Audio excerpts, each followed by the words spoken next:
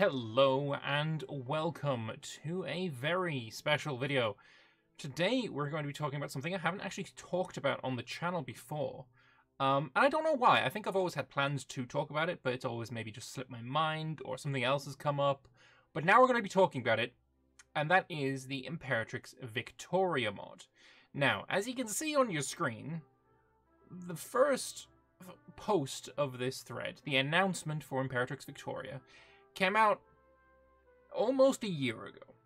In 2 weeks' time, it will have been a full year, and we have still not had any gameplay footage or the ability to play ourselves, and that's kind of sad, and I think maybe that is a part of why I haven't covered it yet. But it has recently had its 4th dev diary. Yeah, they're absolutely chunking them out nowadays. And it's got me very excited, so I want to talk about it. And I think that now that Imperator has ceased development, and, well, yeah, it's temporary hiatus, blah blah, I think we all are fairly convinced that it's ceased development for good. I think there is actually a fair chance that Imperatrix Victoria will be a thing that will be playable at some point.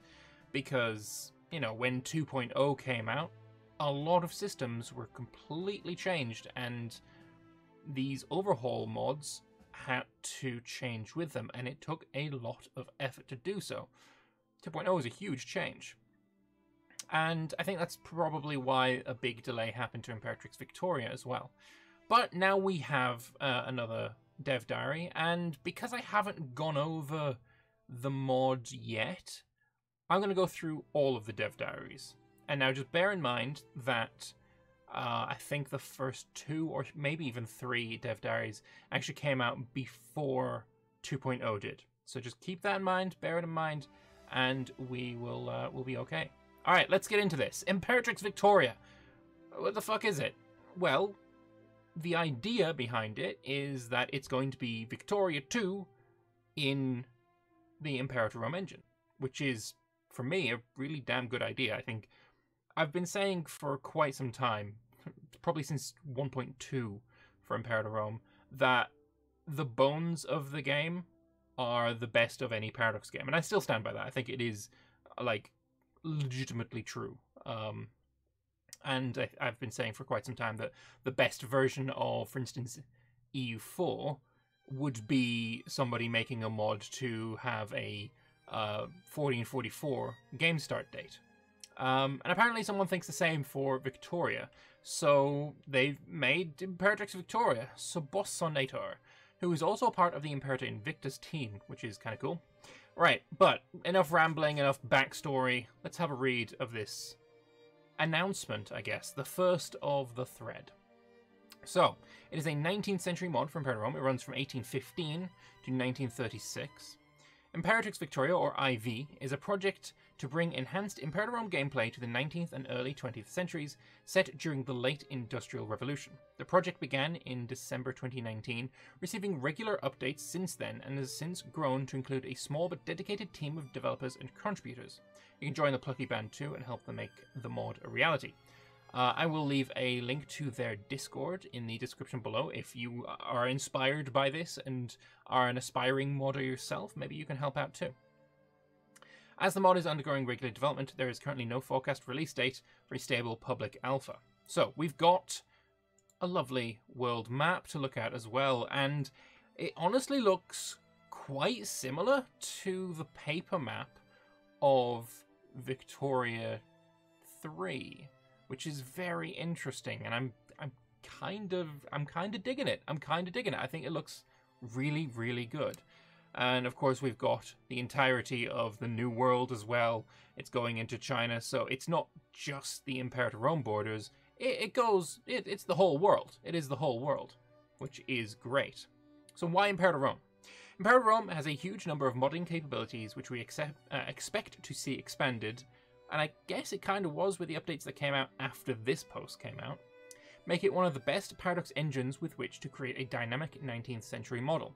Vanilla mechanics such as pops and civilization level lend themselves to some of the core systems we want to develop, while the game's inclusion of character interactivity adds a certain level of personal flavour to the game that is absent in games like Victoria 2. I also am totally in favor of this because he spelled flavor right, and you can't make a good mod without getting the basics like language correct. I mean, it just has to be done. So, what are the aims of the project? Imperatrix Victoria has a number of aims aside from simply bringing the gameplay of Imperator Rome to the 19th century. Chief among these are the following. Historically authentic experience with attention to detail. This is what I want from all Paradox games. Simulate a robust living economy system built on real-world historic data. POPs will produce, buy and sell goods on the market, allowing the player to build and manage a responsive economy. We provide the player with a living world including crime, education, employment, regional governments and more. A dynamic political system, including representative democracies, constitutional monarchies, and subtly different national legal systems. A whole new systems for colonization and land claims, introducing crisis mechanics, federations, and treaty organizations to add further depth to the diplomatic game, and add an industrialization mechanic, repurposing vanilla civilization value for an industrialization value, which ties into the buildings and technologies available. That all sounds really good. I am totally down for all of that. Yeah, if this can be pulled off, absolutely sold immediately. So how can you help? And again, I just want to reiterate, this post is almost a year old. There will be a link in the Discord there. But province localization contribution, 3D character portrait and clothing models, population data researchers, historical character researchers, and GUI and 2D graphics modders. So this is what they were looking for a year ago. And I do need to keep pointing out, this post is a year old. Although it was last edited 43 minutes ago. So I guess maybe, I don't know what has changed. So you can see, like, they've got a fairly large team. Subossinator is the lead dev. Got Marshall Vorvarts in general development. I see, who do I reckon? Agamade, of course, we all know him from the Better UI mod. Very much got his fingers in a whole bunch of pies. The Inspector we know well as well. That's an interesting name. Contributors, I know Purion. Who else do I know in here? Paulus is the one that made the Bloodlines mod. I'm pretty sure I'm right in saying that. He's also on the Invictus team. Do I know Agamade there again? Yeah, but the entire Imperator Rome modding co-op is another Discord that it's basically a lot of modders helping each other out. It's super wholesome, and I love it. It's great and good stuff. So that is the announcement. Let's move on to the first dev diary, shall we?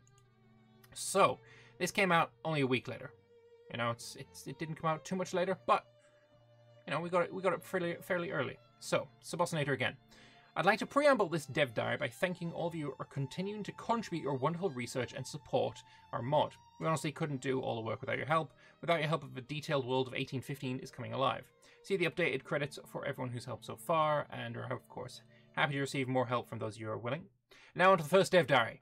This one is written by Marshall Vorwarts, one of our long-standing devs who's been working on the immense, authentic detail of Australasia and Japan with us since the beginning. So apologies for the decrease in quality of the map graphics. Paradox changed the map display in patch 1.5. Yeah, like I said, it's almost a year old. We've had a hard time figuring out how to get it back to its previous state. Beautiful state, bear with us. So, today I'll be exploring the question that many of us have about the mod, which is why we're setting it in 1815 instead of another date, such as 1836 like Vicky 2. Simple answer is that it allows us to use a setup that features diverse and interesting range of countries, implement mechanics that simulate the progression of technology, ideology, culture, and industry, and accurately represent starting pops and facilitate their growth and decline, migration, and promotion that is interesting from a gameplay perspective. So, I'm fine with 1815 as a starting date. Not a problem at all. I don't see anything really wrong with it. What I will say is that this doesn't, these 3 bullet points as to why is Victoria 3 set in 1836? Well, 1836 was chosen as it uses a setup that features a diverse and interesting range of countries. It allows the Victoria 3 devs to implement mechanics that stimulate the progression of technology, ideology, culture, and industry. And 1836 also allows them to accurately represent starting pops and facilitate their growth and decline, migration, and promotion. This is interesting from a gameplay perspective. You see where I'm going with this? It's not really a reason. Like I said, I'm totally fine with 1815. No shade, no harm. It's great, fine. I just don't, that's not really a reason. But like I say, 1815 is fine. As a starting date, perhaps its largest benefit is manifest in the historical scenario it presents and how that affects gameplay across the game's various regions. Explore a few of these today. So, we have Europe. 1815 represents the beginning of a new continental order for Europe. The Napoleonic Wars left Europe traumatized and in chaos. The ideals of the revolution were spread by force across much of Europe, and old regimes were shocked. The Holy Roman Empire was abolished, hundreds of thousands lay dead in mass graves, and revolutionary governance was enforced on populations who had never experienced such concepts. Yeah, so I probably should have looked this up before. 1815 was when the Napoleonic Wars ended, right? That was the exact date. I think. Hang on. Yeah, 1815 is when it ended. I was fairly sure of that. I just wanted to make sure. So that I think delete this, and the short answer is it's when the Napoleonic Wars ended, isn't it? Napoleon's fucked off to the St. Helena. So I mean, there we go. That's the start date. That's why we got the start date. And like I say, I'm totally fine with that. I'm totally cool with that. That's fine. Also, before we move on, I know it's a year-old picture and things may have changed since, but I just want to point out, Poland there is obviously a vassal of Russia in some description. Finland, also a vassal of Russia. It's actually the Grand Duchy of Finland at this point. The Ottoman Empire has Wallachia, Moldavia as its own vassal states. Austria's clearly got Tuscany. It's clearly got would that be like, you know, Parma and the little Italian states. And they've made them the same color. Sweden has the personal union, I guess, over Norway. It's Sweden-Norway. They're the same color. That's so cool, and that is something that we wanted from vanilla Imperator Rome, and it's something we were gonna get as well before the vassal rework was kind of stripped from what was gonna be, you know, happening. But yeah, it's cool if this is dynamic, and you know, if Austria makes Wallachia theirs, if that would turn white, that'd be cool. That'd be really cool. Be really, really cool. But yeah, I just wanted to point that out because that's, if they've managed to get that kind of thing working where they can change country color on the fly when situations change, that is amazing. That is actually amazing. The Congress of Vienna was an international conference reformed to resolve the conflicts by the anti-Napoleon coalition.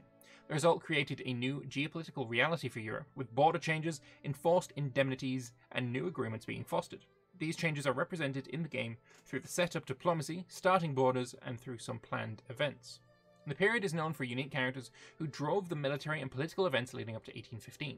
These characters range from figures such as Arthur Wellesley, the Duke of Wellington, Clemens von Metternich, and Napoleon himself in exile. They add much needed life to the world, which we agree that other start dates could not match. I wonder, is there going to be an event if you play as France to get Napoleon back? Because, I mean, it's not his first rodeo, you know? He was in exile before. He was on the island of Elba, and he came back, and he you know, had a last hurrah, and then he got shat on again. So, I mean, you know, God loves a trier. I get third time lucky, perhaps. You know, he might come back. Hopefully not, for the sake of the world, but, you know, it might happen. It might happen. Starting the mod in 1815 grants the player immense freedom over how they play the mod. This new order allows players to navigate the social, political, and ideological complexities that begin emerging in the period, with the option to resist, embrace, or compromise on emergent issues. It's a period before industrialization has fully grasped European economies, and the player's interactions can allow for divergent industrial progression. These decisions are made more impactful due to the mod's decision to prioritize systems over railroading, with the gameplay being heavily reactive. Europe's start position gives an advantage over much of the world, something which other regions' countries can navigate past, and allows its access to some unique mechanics such as archaeology. More in a future dev diary. Oh, if only we had dev diaries that were like, you know, every week there's a new Imperatrix Victoria. I'd have been following it the whole time. But we have here the Ottoman Empire, which, you know, this is a pretty terrible, you know, perspective for the image, and I know we're going to get a better perspective in one of the later dev diaries, but just to have a look at it, we've got the Ottoman Empire there stretching all the way down to like Israel area. We've got Egypt here, Tripoli, Dirya. I think this is an Ottoman vassal.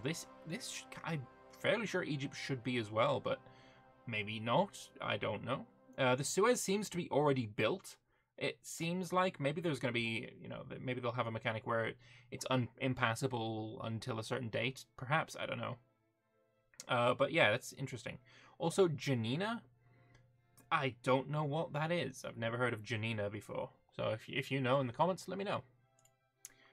The Ottoman Empire begins in a grossly humiliated state, being decentralized to the point of being functionally feudal, with why could I not say feudatories, and tribes dominating many of its territories. In the Arabian Peninsula, the Wahhabi Emirate of Dirya is engaged in war with the Ottomans as a direct challenge against the Sultan's claim to be Caliph of Islam. For a period, Mecca, Medina were even severed from the Ottoman control.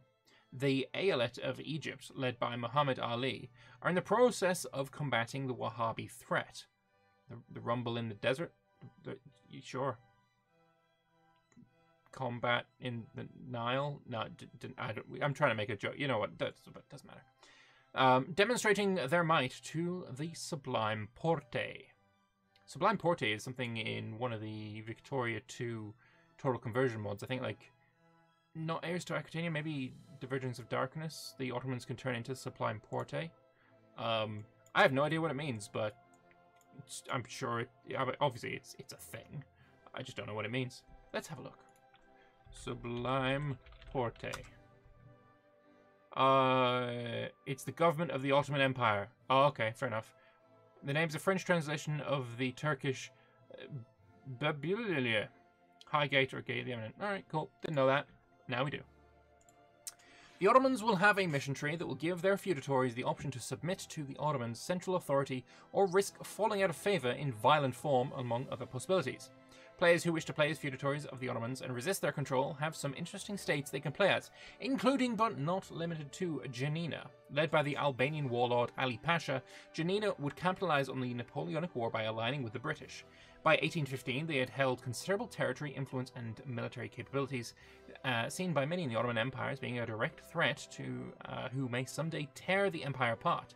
During this period, Janina was experiencing a Greek enlightenment, despite Ali Pasha's often tyrannical grip on his Greek subjects. Alright, very nice. We've got Mount Lebanon. The area encompasses multiple religious groups, specifically Sunni, Maronite and Druze. Each group views any change in religious balance as an assault on their historic privileges and status, making playing as Mount Lebanon challenging. The state was in a process of modernizing its economy by issuing a mixture of edicts and using merchants to employ peasants who would typically serve local lords or tribes. Diplomacy would be the most appropriate tool for a Mount Lebanon player seeking independence, either looking west towards the other dissatisfied states in the region for support. We got a bit of India as well. The region's politics in the early game will be dominated by the Ottoman Empire in its fractured state, where warlords, feudatories, disloyal governors, nationalists, and other surrounding states all pose a threat to the status quo. Despite these challenges, it's a period of great opportunity for all states in the region, with Ottoman resurgence or decline both possible outcomes. Alright, so we got India here. And I'm fairly sure we've got... Obviously, the map has been reworked, because the map would usually cut off right here. From what I can see, the map is looking good over here. One problem that I've seen with many maps that try and expand the rest of the world is they don't really do justice to the rest of the world. But I can't see any issues immediately with this, so I'm kind of happy with that. That's cool. That's nice to see. And it also looks like they've sunk the passage between Ceylon, Sri Lanka, and the rest of India. Because in Imperator's base game, obviously, there's the land bridge is still there. Which is historical. There was a land bridge. Alright, the British East India Company by 1815 dominates much of India, though it is far from usurping total dominance. The defeat of Tipu Sultan of Mysore and the French may have given them a powerful position on the subcontinent, but strong opposition remained. The Marathas represent a powerful counterbalance to British dominance over the continent, with conflict seeming inevitable. Small and middle powers dot the subcontinent, such as the Sikh Empire or Nepal, providing possible allies or foes in the region's conflicts. Nepal itself is engaged in fierce conflict with the British, something both sides want to end, as growing Qing interests in the region risk destabilizing all of India. Alright, we got the Chinese here, Nepal there, Sikh Empire's there. Cool, good stuff. South America, here we go. This is also new land, of course, for Imperator. And again, it doesn't look terrible. It doesn't look bad. The provinces look suitably not terrible. I don't know what to say there. It looks alright. Looks alright. In many games, South American states can feel stagnant with little interaction with the world, let alone each other. 1815 is part of the period of revolution on the continent.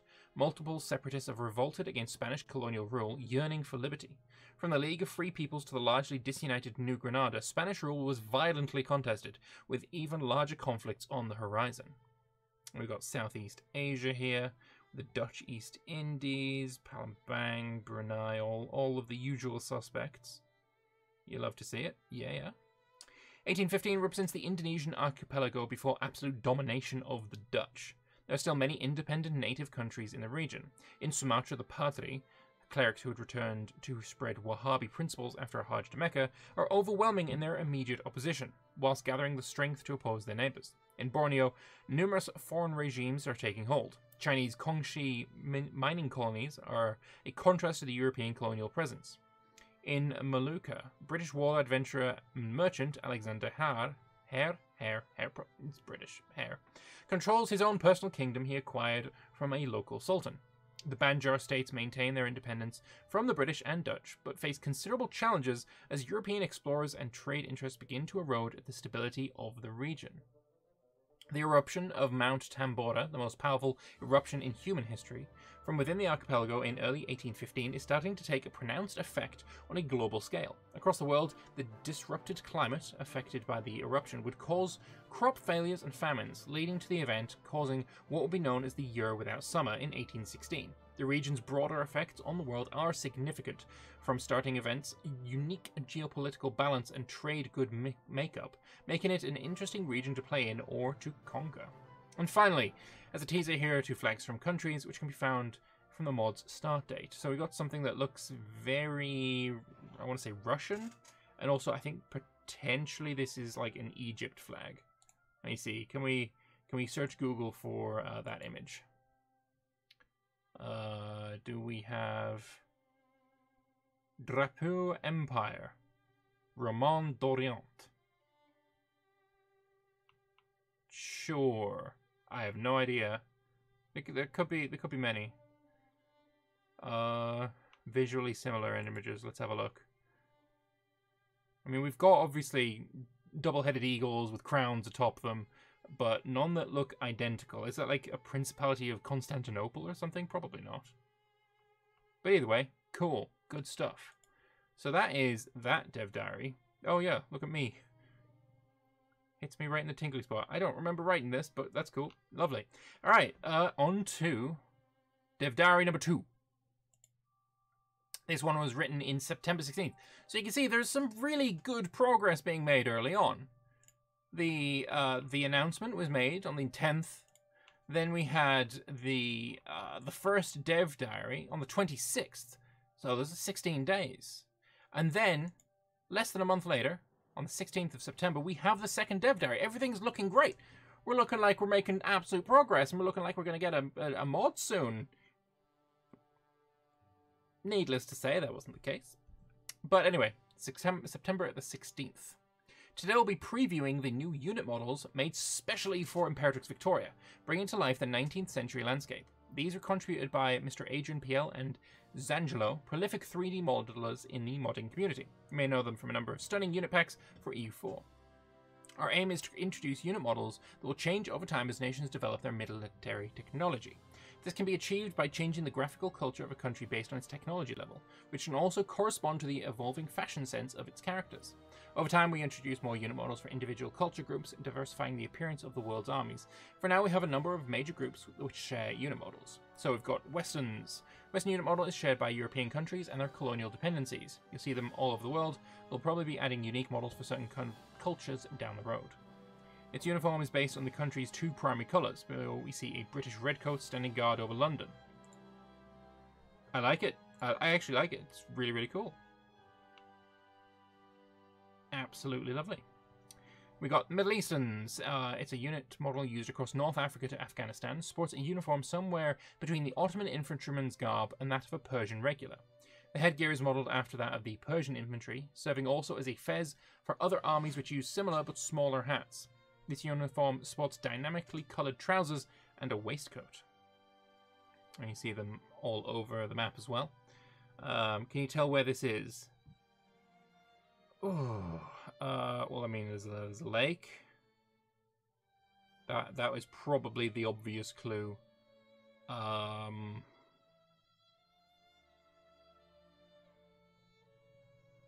Soran? Is that so say Soran? It's near Soran, mate. It's near Soran. I don't know what you're talking about. It's near Soran. Moving on. We've got West Africans. The gunpowder armies of West Africa are modelled after the garb of the Fulani armies around this time, with head wrappings and flowing wrappings. And we've got the East Asians. The East Asian unit model is a generic model made to suit the armies from Lhasa to Bangkok to Tokyo, and as such is a hybrid of different styles. Eventually we aim to have more culture-specific uniforms to differentiate the uniforms of the Asian armies. The armies of the Japanese daimyos and shogunate produce a striking image. Yeah, it's very colourful. You love to see it. Below, Qing troops stand by the Chinese coast in their traditional blue uniforms. That looks awesome. Actually, I'm really happy with that. We have the Arabian units complementing the Middle Eastern graphics with outfits more suited to desert warfare, featuring head wrappings and lighter clothing. A lot of work goes into making these models. I can tell. Honestly, you really can tell. So we're especially grateful for the contributions made to our 3D repertoire. If you're a 3D modeler and you'd like to take part in making the mod, let us know. I would say that's probably still true. A huge thanks go to all the contributors who have helped so much with localization and demographic data, speeding along. I wish, and have made amazing progress so far. I mean, that I would still say that's fairly true. But you know, there's a big old update about to drop. Finally, once again, another teaser of two countries which are playable at the start. We've got Ex Synverbus Nasitaverber. Sure, everyone knows what that is. And sure, I know. Yeah, no, I have no idea. Absolutely none. Anyway, let's move on to Dev Diary number 3. This one was posted on the 20th of February 2021. When was Heirs of Alexander Imperator? When was that released? Heirs of Alexander was the 16th of February, and we had this on the 20th of February. So this is like, shit. This big update, guys. So, we're back today with Dev Diary on one of the most overlooked continents of 19th century geopolitical history, South America. Within this Dev Diary, we'll be also showing you some of our new character models to bring the leaders of the world out of their togas and into some fitted suits. Female character models were lovingly adapted for Imperator by Victorian, while male character models have been made for Western characters too. The political map has changed quite a bit since early development, now more closely reflecting the real historical land claims and ownership of all the factions. Most of the continent is locked in a battle between Spanish royalists, constitutionalists, and pro-independence factions. Many of the pro-independence states are playable tags even though they've not yet signed in constitutions or made official declarations of independence. Good stuff, lovely. That looks really cool. I don't know, it just looks really cool. Also, these are like trade routes. These look like trade routes. If that's an actual gameplay feature, I'd be very surprised and happy. And we have some character models as well. Nations in yellow are direct colonies of Spain, ruled by royalist forces. You'll notice in the center there's an orange colored country named Charcas.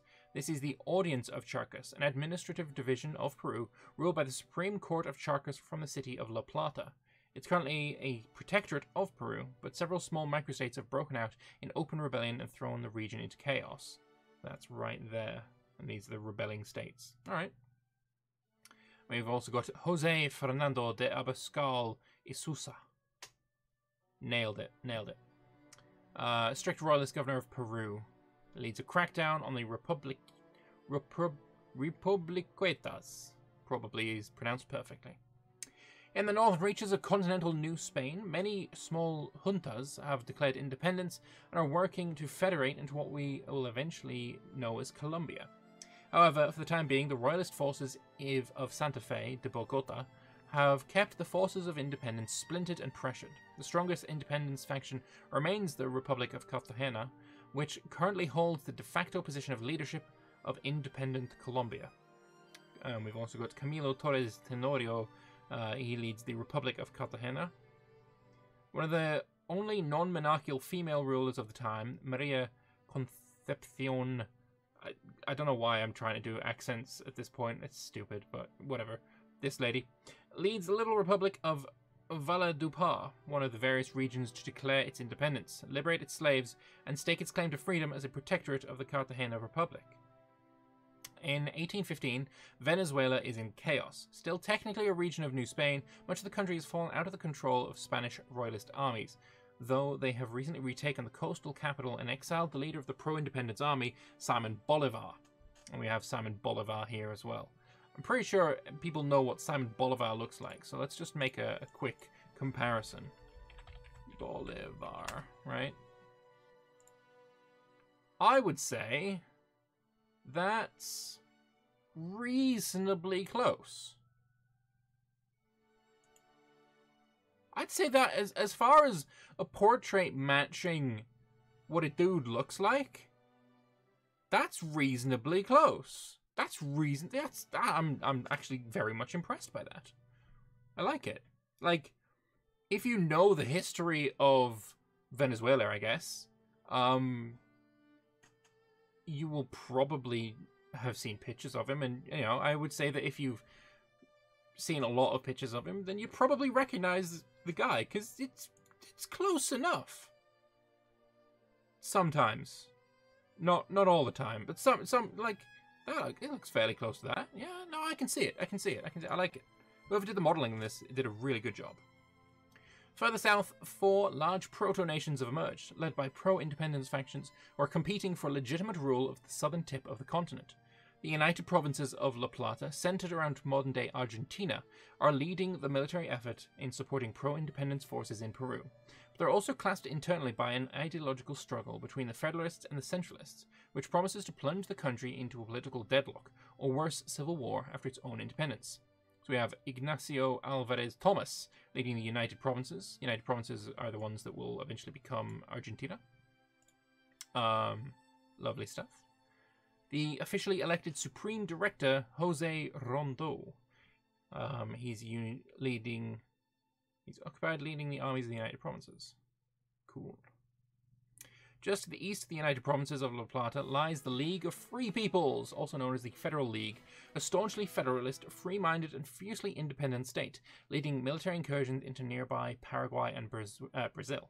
The League has made enemies of its more centralized neighbors in its steadfast defense over federalism over all other forms of government.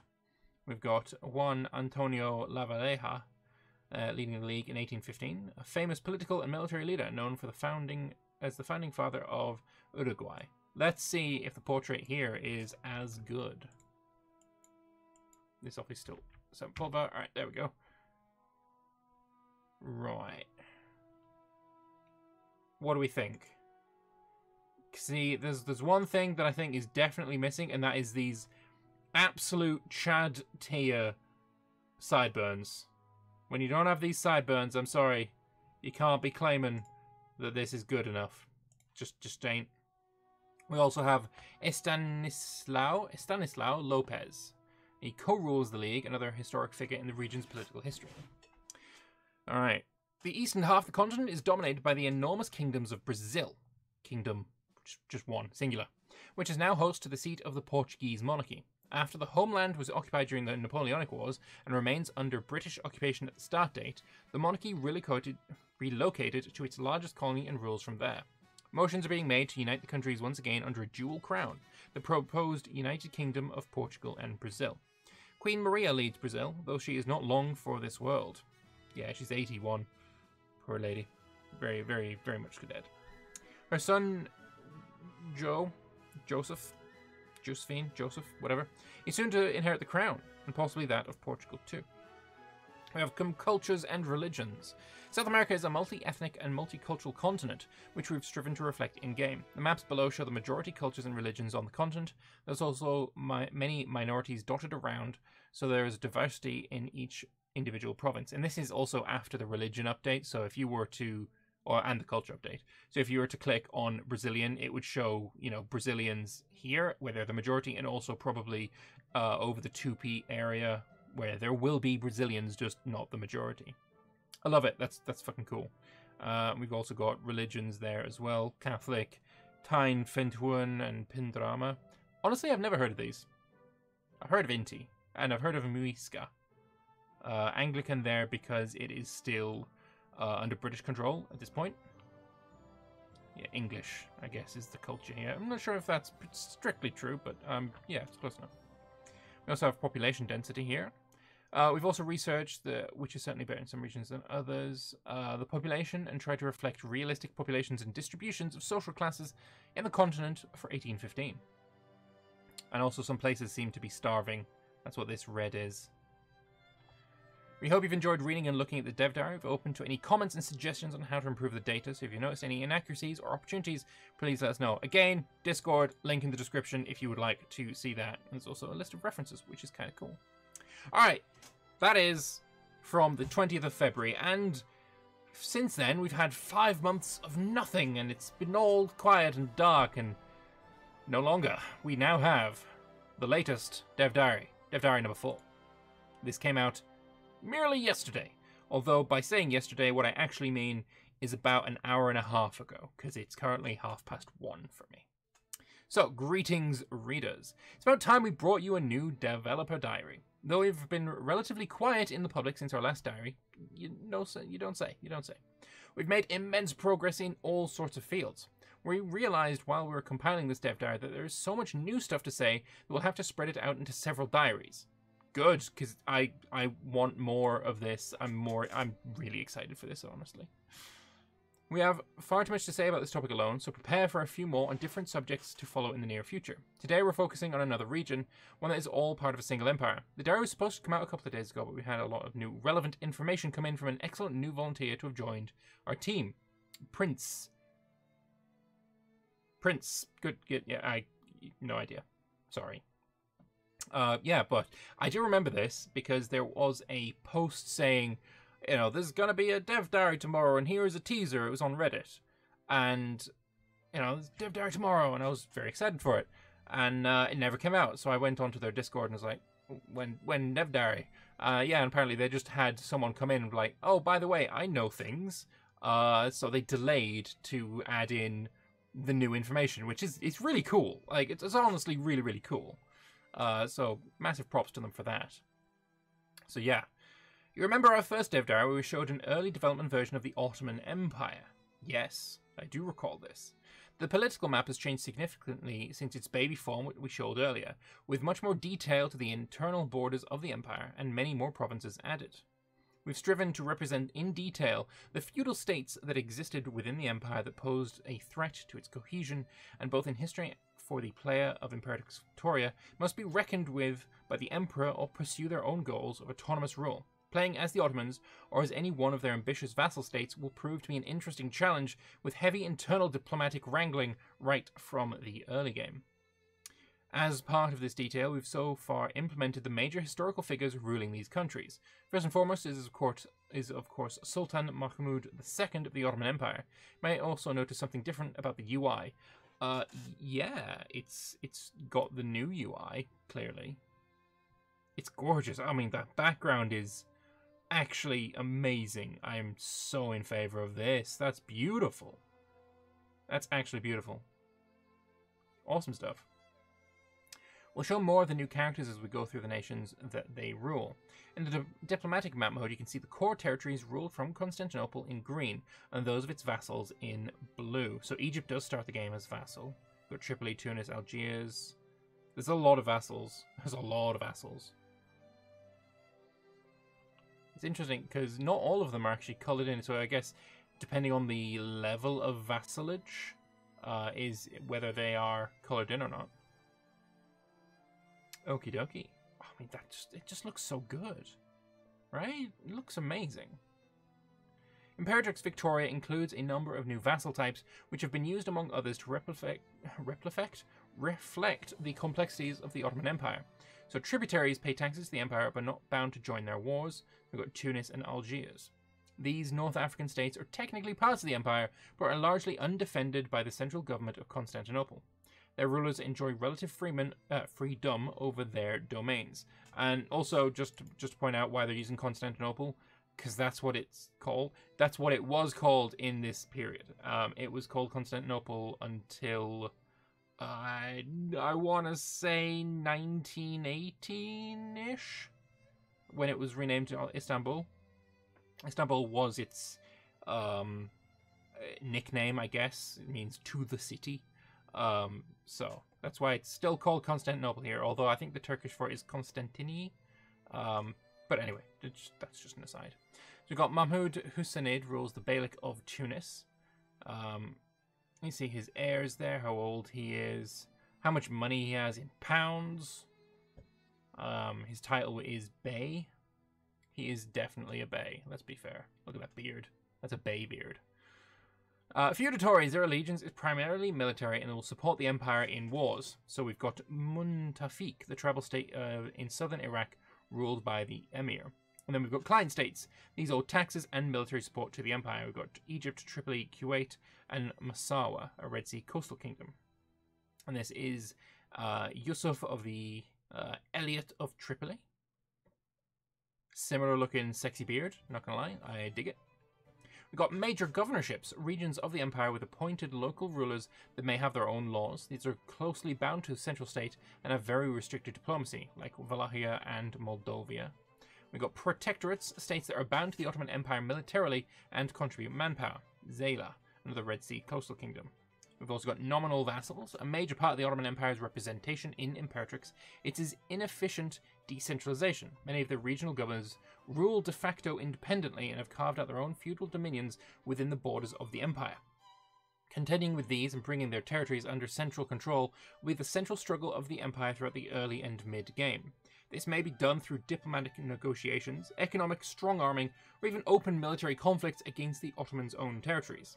The Ottoman player will be offered a variety of missions to tackle these relationships in their own way. They may even wish to embrace the decentralization and try to reform the empire into a fully feudal state. Subsidiary allies are another type. We've got semi-colonial relationships where the dependency is limited in diplomacy and pays taxes to the empire, like Harar in Ethiopia and the Sumatran kingdom of Aceh, which is right there. Which is often in Victoria 2 where you're going to initially go and conquer as the Dutch, or anyone else if you want to get a foothold over... I think the Dutch actually start at war with Aceh. The Ottomans' most far-flung dependency, Aceh, all the way off in Indonesia, had been supported navally by the Ottoman Empire since the 16th century, and the kingdom was a base of Ottoman trade in the Far East. This relationship would last until 1873, when the Dutch invasion of Aceh tested the Ottomans' willingness to support their protectorate. In history, the empire backed down and did not send its fleet, but this might not happen always in Imperatrix. Perhaps a player could build an Ottoman colonial empire in Indonesia to rival the Europeans. Good stuff. I mean, it is a fair distance away. I mean, I don't know, the Dutch probably have a better navy at this point. So we've also got the demographics of the empire, fully modelled in excruciating detail. And we've got the population map as well. A little bit of starvation over here, but not too bad. Not too bad. We've got horrible, trashy, fucking pie charts. Don't like pie charts. No, not a fan. Not a fan. We'll examine the demographics of the mod in more detail in future DevDar. As an overview for this region though, here are the demographic pie charts of the Ottoman Empire tag. So mostly Turkish, Sunni, or primary culture would be Turkish, Sunni, and there is 4,718 pops. I don't know how many people that actually represents. I don't know how many a pop is. This will be fine. I'm okay with the pie charts if you can click on it and get a percentage of primary, right? If the Turkish also accept Berber and Greek, so that's probably Greek and maybe that's Berber. You add all of them together and get that percentage of the whole, so that would be what, like 78% or some shit. Then I would hope that if you click here, you get a 78% on there. The same with the religion. If you click it, you get a percentage of the Sunni, which is looking like maybe 58%, something like that. I would hope that that is the case, just like it is in Imperator Rome. So, the Empire's pops are mostly Sunni Muslims by a slim majority, but a huge number of other religions exist within its borders and in its vassal states. Multicultural metropolises dot the Empire and set out as a region where rulers will need to contend with the complexities of dozens of interacting cultures. The Ottoman Empire in 1815 has not gone untouched by the conflicts of the Napoleonic Wars, though they mostly occurred in its border territories, including incursions by France and Britain into its vassal state of Egypt, where the previous Mamluk government has been overthrown by its new governor, the Albanian Mehmet Ali Pasha. Or Ali Cavalli, I guess. Cavallali. Good stuff. Mehmet Ali, or Muhammad Ali, is recognized as the founding father of the now defunct modern Egyptian monarchy. Having established itself by the start date as the de facto ruler for life, Mehmet had risen through the ranks of the Ottoman civil service and military, a career which ultimately landed him in Egypt. During the period of chaos that followed the failed French invasion, he was able to secure the support of Egypt's preeminent civil servants to oust the previous governor, Khurshid Pasha, and effectively anoint himself as the Wali of Egypt without needing the assent of the Sublime Porte, the Ottoman Empire proper. Good stuff. Interesting that they chose to turn the map all the way around. Like, this is the Nile. This is Sinai. It's interesting that they turned the map all the way around just to do this. It's notable that there are no sailable rivers here. You cannot sail through these rivers. I suppose fleets at this point are big enough that that's not really necessary, I guess. But I like the look of the cities. They look pretty cool. Now Egypt turns its attention to expanding its territory, and in 1815 it is in the middle of a successful campaign against the Wahhabi Emirate of Diriyah in Arabia, bolstering its status as a regional power. It would next turn its eyes on Sudan, which also happens to be the last outpost of the recently collapsed Mamluk government. Far in the south of Egypt, there's an isolated culture group. Do I see something in the far north there as well? Alright, so this is the culture groups that we can see here. We've got Bulgarian, we've got Greeks, Serbs, problems in Austria, it seems. If this is is this Austrians? Or Hungarians? What? Because this looks like it's, you know, you've selected a culture. Oh, Hungarian. Oh yeah, it's literally there. Those are the Magyarabs. Hungarians living in the north of what is today Sudan. Hungarians lived in the southern Ottoman Egypt, and their ancestors still today reside in that region. They are thought to have descended from Hungarian soldiers in the Ottoman military settled in Egypt. Cool. Alright, I was not aware of this. So we've also got Janina. Janina was already mentioned in the first ever developer diary, a year ago, but now returns with revised borders to reflect the true historical extent of Ali Pasha's power. We've also modelled the ambitious Albanian ruler himself. Good stuff. We'll hear now from Marshal Vorwarts, our developer who, among other things, Janina and Athos, the two Ottoman region miners.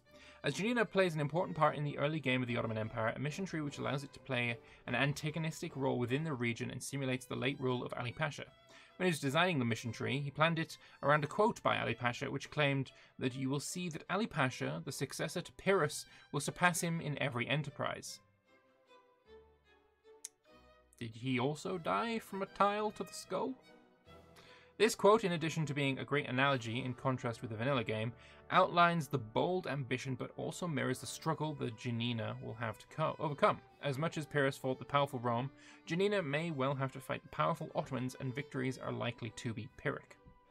The mission tree is available if Janina decides to oppose Ottoman central authority, which the AI is weighted to do. You're not going to the full tree in detail, but we'll highlight some of the more important and interesting components of it.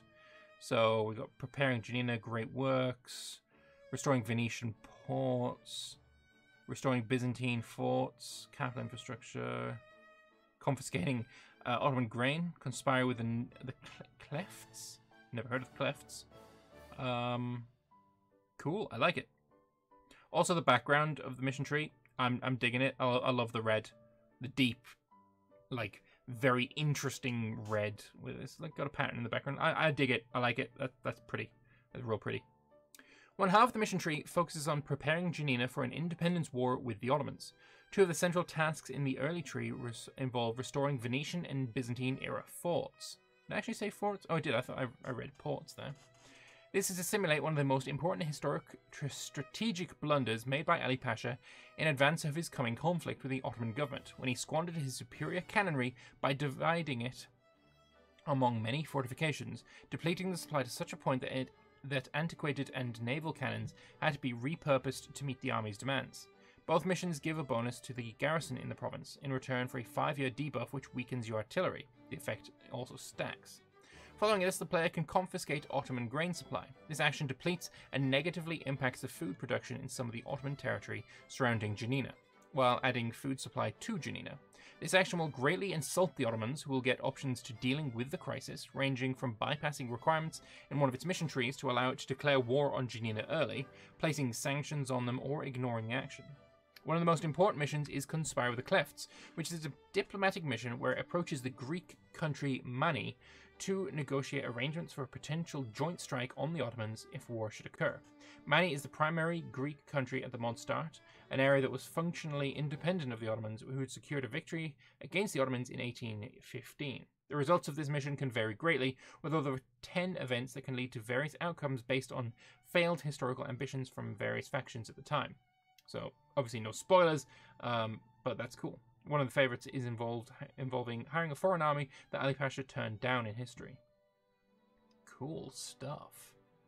The second half of the tree focuses on developing Janina's economy, as well as Ali Pasha's own property. This part of the mission tree can be used to shift the focus away from completing the tasks on the military side of the mission tree, perhaps while you also wait for the debuffs to end. It helps give the player the option to pace how quickly they want to move towards an independence war. Do they want it faster, or do they want to build up even more strength? We've got Athos. Athos is an undeniably small and unimportant power within the mod. It's a monastic state and significant holy site within Orthodox Christianity. We felt it was worth including in the mod due to its autonomy and potential to contribute some unique flair to the gameplay.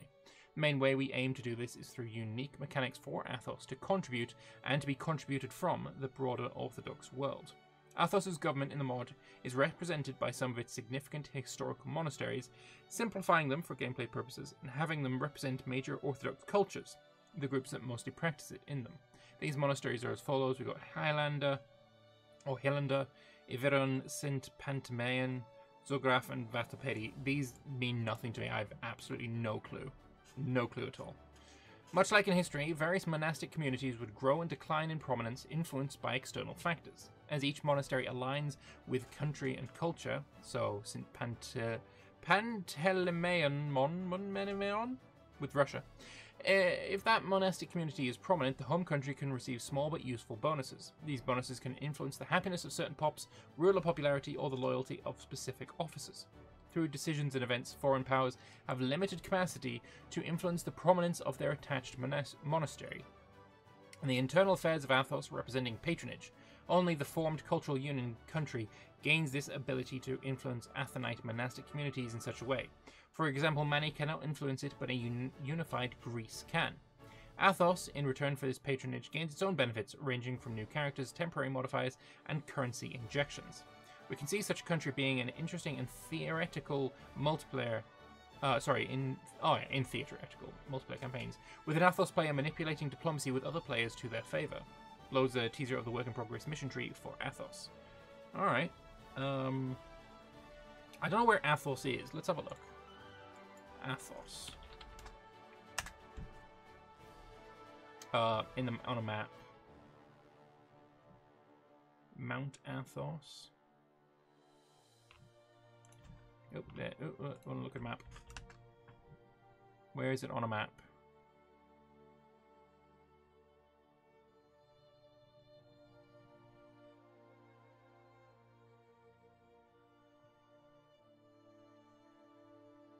I don't. Oh, right, there it is. Okay, okay. So, Chalcidice. Okay. I see. That's cool. I was like, where is there a peninsula like this? But yeah, Chalcidice. Alright, cool. Very cool. Very cool. I like it. As Athos is a minor nation, it would make little sense to promote military conquest for a nation without military history, although there is nothing stopping players from engaging in conflict, and there might be planned formable for Athos if they do plan expensive. It focuses on internal development and nudging internal affairs in relation to the former system. Last but not least, we ensure to include a way to play a tag that can form Greece from the beginning of the game. As Greece did not exist in 1815, we have opted to represent the de facto independent moderate clefts of Maina, aka Mani, a small federation on the southern tip of the Peloponnese, as a playable tag. This, alongside separatism and cultural revival being fostered in Giannina, is the birthplace of the Greek independence movement. Also, this is a really good place to point out the difference in the map. Because if the entire world was broken up in the same kind of way that Imperator Rome is, any kind of mod built on that framework would be unplayable. Absolutely unplayable. There's simply too many. Too many provinces. We can see here that the Peloponnese has 1, 2, 3, 4, 5, 6, 7, 8. 8 provinces or territories, if you will. Comparing that to vanilla Imperator Rome, where the Peloponnese has something like 30. That's a guess. I don't know, maybe 20. But it's clearly more. It's clearly many more. You can see that the modders have understood that there would be an absolute issue with just expanding the map. And I think this shows that they've gone in and they've made something completely new when it comes to the map. Because this is not EU4's map, this is not the breakdown that Victoria 2 has, this is not the breakdown that any of the Crusader Kings games have. This is new, this is completely new. This breakdown of the map, this granularity is made from scratch, and that is severely impressive, like supremely impressive. That's really cool, and I'm here for it. That is a shit ton of effort to do the entire world and not take the, I guess, lazy way out and just, well, Europe's already done, so we'll just kind of leave Europe. I mean, you can't. So yeah, this is super interesting to see. I like that a lot. So Mani is led by Petrobe Mavramikalis, a Greek general who has led the Maniots in this period, and at the time the preeminent Greek politician leading the multifarious independence movement. 6 years from the beginning of the game, Petrobe would be the de facto leader of the Greek military forces in the War of Independence that would ultimately succeed in creating a Greek state independent of the Ottomans. Alright, we got Theodoros Kolokotronis as well. That's cool. I like it. And we also have the culture map as well for Greek pops. Cool. The Greek player will have to play a diplomatic game early on, securing foreign support for its revolutionary efforts and building up the strength of their rebel armies to take down the Ottoman regional government in the Greek heartlands. Starting as a one-province minor with the ambition to build a nation-state makes for an exciting but equally daunting prospect for a playthrough. This will give you the opportunity to shape your nation from scratch, including its government, foreign relations and constitution, but expect foreign powers to have no hesitation to influence every element of your state. The Greek diaspora is spread widely across the Mediterranean and Ottoman territories in this period, including along the Levant, Anatolia, Italian ports, and in North Africa as merchants and slaves. Near the homeland, Greek populations stretch into Albania and parts of Thrace. This reflects our grander approach to development, where we've striven to reflect minority pop cultures all over the world using primary sources where possible. I love that. That's really cool. I love it. Not pictured separately here are the Pontic Greeks and Saconian cultures, which are within the same group but restricted to more localized areas. That's awesome. That's really, really, really cool. Really cool. Good stuff. Thank you for reading. I look forward to posting our next dev diary soon, which will show off all the work we've been doing on the mod since you last heard from us. Our next developer diary will contain a series of updates on regions since our last diaries and a lot of due credit to contributors. And again, if you're interested in volunteering and stuff, there will be a link in the description. So yeah, you should go and have a look because this is some exciting stuff. It really is. I am pumped for this. I really, really am. And we also got 2 flags, which I'm not even going to... I have no idea. I have not a single clue. If you know, put it in the comment section below. And there's some more references there as well. And you're going to get a love heart. Because that's some good shit right there. But yeah, I want to know what you guys think. I would like to know your thoughts. I've been going for an hour now. So let me know your thoughts on Imperatrix Victoria. Are you as excited as I am? Do you think this looks fucking amazing? Because I really do. And I am very much hyped, and I would like to play this in an alpha state. And then a beta state, and I want to play the fucking released version. This is some really good stuff. Supposinator has done, it looks like, a phenomenal job, and he deserves all the props for it. So let me know what you guys think in the comment section below. I've been rambling for an hour non-stop, so my voice is killing me. So I'm gonna stop now. But yeah, you should write in the comments, and I'll be replying and stuff, and we'll see where this mod goes from here. Hopefully it doesn't take another 6 months until we get into the dev diary. Hopefully not. But anyway, thank you all very much for watching. Comments below would be appreciated. Likes, if you want to keep up to date with any of the future news here, whether it be in a week or a month or 6, then I will be covering this from now on. Any news that I have, I will be sharing. So, you know, subscribe, bells and shit, you know, all that kind of stuff. Thank you very much for watching, and I'll see you next time. Bye-bye.